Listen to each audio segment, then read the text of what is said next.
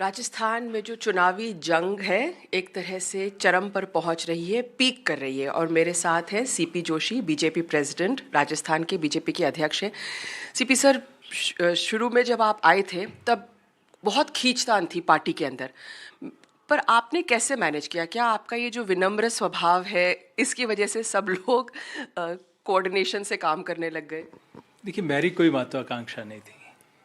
मेरा जिस उद्देश्य के साथ पार्टी ने बनाया, मेरे जैसे एक सामान्य कार्यकर्ता को मेरी प्राथमिकता थी कि सभी पार्टी के वरिष्ठ लोगों का मार्गदर्शन लेते हुए पूरी पार्टी एक मुखी होकर, चूँकि ये कांग्रेस का कुराज है, उसको समाप्त करने के लिए, फिर से भाजपा शासन लाने के लिए, इस राजस्थान की समृद्धि के लिए हम सब लोग मिलकर काम करें। और मैंने सभी वरिष्ठ नेताओं का मैं व्यक्तिगत रूप से गया, उनका मार्गदर्शन लगातार लेता रहा और हम सब लोग मिलकर टीम राजस्थान बनकर काम किया, किसी एक व्यक्ति ने नहीं। और उसी का परिणाम है कि आज राजस्थान में भारतीय जनता पार्टी की सरकार बनने को अग्रसर है।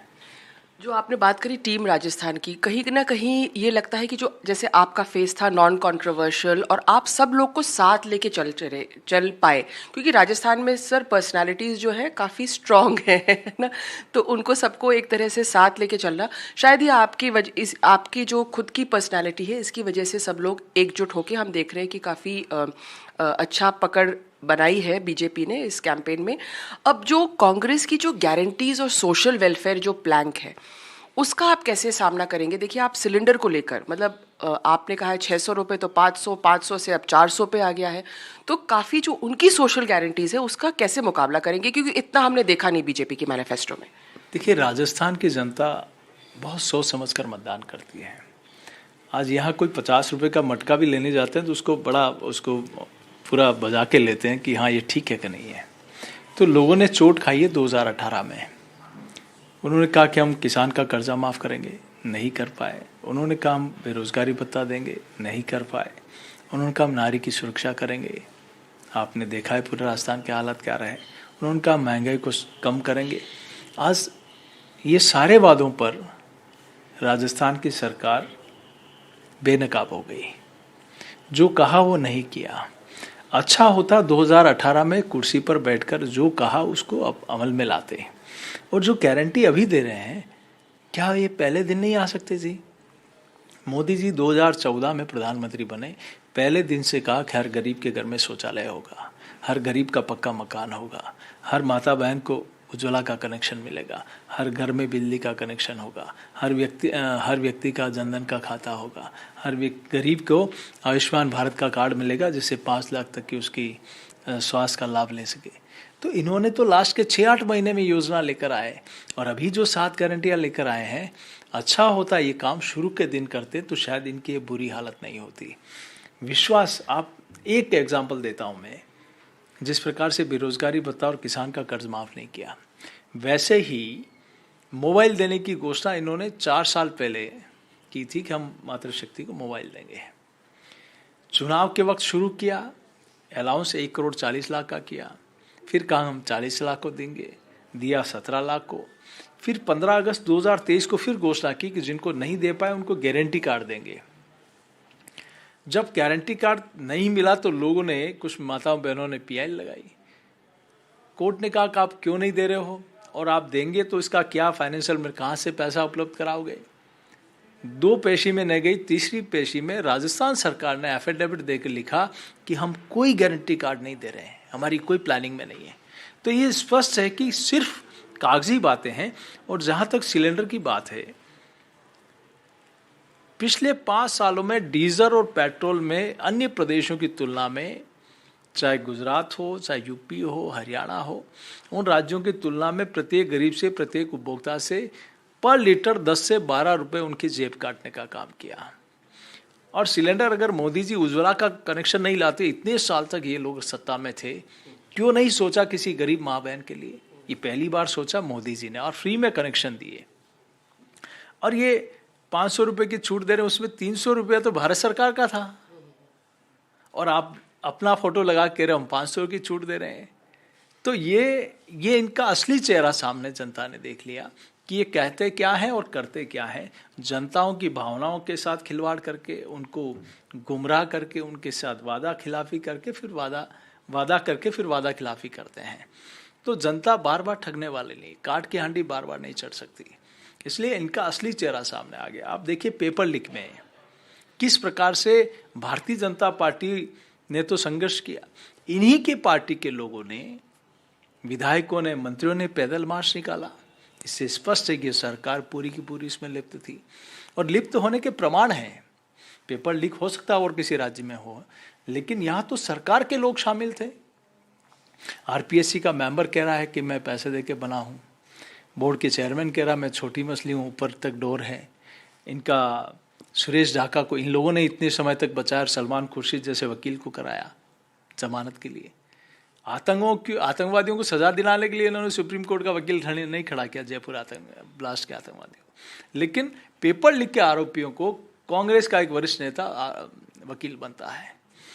आप इसमें गोपाल केसावत पूर्व मंत्री, वो पैसे लेते हुए पकड़ा गया, लेकिन भ्रष्टाचार की धारा हटाने के लिए किसी अधिकारी ने नहीं माना तो उसको हटा के किसी और को लगा के किया। तो इससे स्पष्ट है कि आपका असली चेहरा। अब लगभग 600 मामले एंटी करप्शन ब्यूरो में दर्ज हुए, आपने अभियोजन की स्वीकृति नहीं दी, और जो पकड़े गए वो वापस किसी न किसी उसी पद पर या अच्छी पद पर बैठ गए। तो इसका मतलब है कि आपकी सरपरस्ती में भ्रष्टाचार हुआ है, आपके योजना भवन में करोड़ों रुपया मिला है, सोने के बिस्किट मिले हैं। तो राजस्थान की जनता किसी गरीब के हक का पैसा, भ्रष्टाचार, जल जीवन मिशन में लोग तो प्याऊ लगाते हैं, गौशाला में प्याऊ बनवाते हैं, गर्मी के दिनों में प्याऊ लगा के लोगों को पानी पिलाते हैं, और ये लोग तो गरीब के घर में जो पीने का पानी भेजने के लिए मोदी जी ने पैसा भेजा, उसमें भी करोड़ों रुपया, अरबों रुपया का भ्रष्टाचार करके, ये राजस्थान की जनता बर्दाश्त नहीं कर सकती कि आपको गरीब के कल्याण के लिए सत्ता में बिठाया है, गरीब का शोषण करने के लिए नहीं। राजनीति से थोड़ा सा हटके आपके राजनीतिक जीवन के बारे में पूछते हैं। आपको कैसे राजनीति में आप आकर्षित हुए और कहाँ से आपने शुरुआत की? देखिए, मैं शुद्ध रूप से ग्रामीण क्षेत्र से आता हूँ और छात्र संघ के समय से ही, चूँकि मैं स्कूल में था तब भी मैं 11वीं में वित्त मंत्री, चूँकि वहाँ प्रधानमंत्री और वित्त मंत्री बना हुआ करते थे, मैं वित्त मंत्री फिर प्रधान। उसके बाद फिर कॉलेज में आया तो मैं फर्स्ट ईयर में क्लास रिप्रेजेंटेटिव बना, सब कॉलेज में सबसे ज़्यादा रिकॉर्ड मतों से जीता था। सेकेंड ईयर में वाइस प्रेसिडेंट बन गया, थर्ड ईयर में मैं प्रेसिडेंट बना। वहाँ ग्रामीण छात्रों के उनके हक के लिए हमने कभी हड़ताल नहीं होने दी, एक भी दिन स्ट्राइक मैंने अपने टेन्योर में नहीं होने दी, लेकिन अपनी मांगों को हर समय मनवाया। अध्यापकों का सम्मान भी किया और अपनी मांगों को भी मनवाया। कॉलेज से निकलते ही मैं युवा मोर्चा में आ गया। उसके बाद 2000 में जिला परिषद का सदस्य बना। एक ऐसे वार्ड से पार्टी ने लड़ा जहाँ बीजेपी कभी जीती नहीं थी, तो मैं जिला परिषद का सदस्य बना। उसके 2000 से 5 के बीच में, 5 से 10 के बीच में, चूँकि मैं जहाँ मेरा नाम था वहाँ सीट रिजर्व थी, तो दूसरे वार्ड से पंचायत समिति का जाके चुनाव लड़ाया पार्टी ने। फिर मैं बहुमत नहीं था तो भी उप प्रधान बना मैं। फिर मैं पार्टी ने मुझे युवा मोर्चा में अनेक दायित्वों पर रहा। पार्टी ने पार्टी का जिलाध्यक्ष बनाया। मैं सबसे कम उम्र का उस समय प्रदेश में जिलाध्यक्ष बना। जब युवा मोर्चा के लोग अध्यक्ष बनते हैं उस उम्र में मुझे पार्टी का अध्यक्ष बनाया जिले का। और अध्यक्ष रहते मैंने विधानसभा का इच्छा थी कि विधानसभा लड़ूं। ये जरूर है कि मैंने जो चाहा वो कभी नहीं बन पाया। मैं पार्षद बनना चाहा लेकिन वो नहीं बन पाया। पार्टी ने मुझे जिला परिषद सदस्य बना लिया। लेकिन आप बीजेपी अध्यक्ष बन गए, ये अपने आप पे बहुत बड़ी बात है। शायद आप नहीं चाहते थे इसके लिए भी। कभी कल्पना नहीं की थी कि मेरे जैसे एक साधारण कार्यकर्ता को इतना बड़ा दायित्व मिलेगा। लेकिन सबसे बड़ा मार्जिन आपका था लोकसभा चुनाव में राजस्थान में। जी नहीं, मेरे से ज़्यादा बिलवाड़ा सीट का था, फिर सेकंड राजस्थान का। लेकिन मत की दृष्टि से सबसे ज़्यादा मत चित्तौड़ लोकसभा में मिले, जहाँ लगभग 10 लाख के आसपास वोट मिले। तो मैं कह सकता हूँ कि ये जनता का टोर वो मुझे नहीं मिले, वो पार्टी को मिले। और मोदी जी को प्रधानमंत्री बनाने के लिए लोगों ने वोट दिए। ये विश्वास था कि हमने मोदी जी को वोट देना है, हमने मोदी जी को प्रधानमंत्री बनाना है। इस विश्वास के साथ जनता 2014 का चुनाव हो चाहे 2019 का चुनाव, मैं तो एक सामान्य कार्यकर्ता था, लेकिन पार्टी ने लोकसभा का टिकट दिया। और उस समय भी लगभग 3.25 लाख मतों का अंतर था और लोकसभा में लगभग 5.5-6 लाख का मतों का अंतर था। तो ये विश्वास प्रधानमंत्री जी के और पार्टी के प्रति है। तो मैंने ईमानदारी से पिछले 10 सालों में पूरे लोकसभा में आदरणीय प्रधानमंत्री जी ने योजनाओं का जितना डेवलपमेंट पिछले 10 सालों में चित्तौड़ लोकसभा, चित्तौड़ क्या पूरे देश भर में हम लोग देखें तो चाहे रेलवे हो, चाहे सिविल एविएशन हो, चाहे रोड्स हो, चाहे हाईवे हो, चाहे आवास हो, चाहे मॉडल एकलव्य मॉडल स्कूल हो, स्वामी विवेकानंद स्कूल हो, चाहे मेडिकल कॉलेज हो, पासपोर्ट ऑफिस हो, केंद्रीय विद्यालय हो, नवोदय विद्यालय हो, जो वर्षों से इंतज़ार कर रहे थे लोग, वो पहली बार इन 10 सालों में मोदी सरकार में लोगों को सौगातें मिली है। तो एक अकल्पनीय है कि जो 60 साल में, और मैं कांग्रेस के लोगों को कहता हूँ आप अपना रिपोर्ट कार्ड उठा के लाओ, आपने 60 साल में जितने आवास नहीं दिए, शौचालय नहीं दिए, उज्ज्वला के कनेक्शन नहीं दिए, जनधन के खाते नहीं दिए, उससे ज़्यादा मोदी जी ने 9.5 वर्ष में दिए हैं। तो ये अंतर जनता को साफ रूप से दिखता है और राजस्थान की जनता इस 2023 के चुनाव में स्पष्ट रूप से डबल इंजन की सरकार बनाने के लिए मोदी जी ने जो आह्वान किया उस ओर चल पड़ी है। आपकी बहुत हेक्टिक शेड्यूल रहता है, तो किस तरह से आप मैनेज करते हैं अपना, मतलब खाने पीने का थोड़ा उसके बारे में बताएं, क्योंकि बता दें आपको कि सीपी जोशी सर ने हमको इतना बढ़िया दाल बाटी खिलाया कि हमने कभी ज़िंदगी में नहीं खाया हो। तो आपको भी राजस्थानी खाना पसंद है शायद? हाँ, राजस्थानी, और मैं मिलिट महाराष्ट्रीय अन्न कोशिश करता हूँ, घर पे तो वही उपयोग करता हूँ, बाहर जाता हूँ जहाँ मिल जाता है। मैं सनसेट के बाद कुछ खाता नहीं हूँ, चाय दूध के अलावा कुछ नहीं लेता, और ये लगभग 11 वर्ष हो गए मुझे। आलू प्याज लहसुन नहीं खाता मैं कई सालों से। मैं माला साफा नहीं पहनता, मैं सांसद बना तब से हमने इनको छोड़ा हुआ है।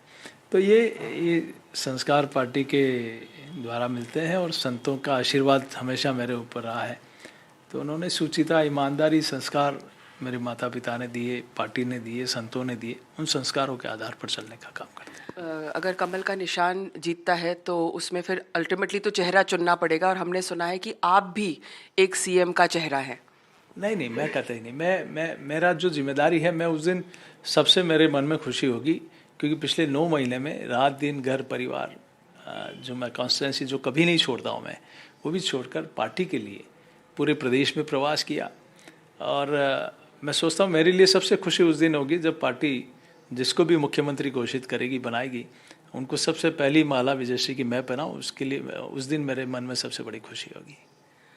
बहुत बहुत शुक्रिया हमसे बात करने के लिए। तो कैंपेन ट्रेल के बीच में एक खास मुलाकात भाजपा के प्रदेश अध्यक्ष सीपी जोशी के साथ।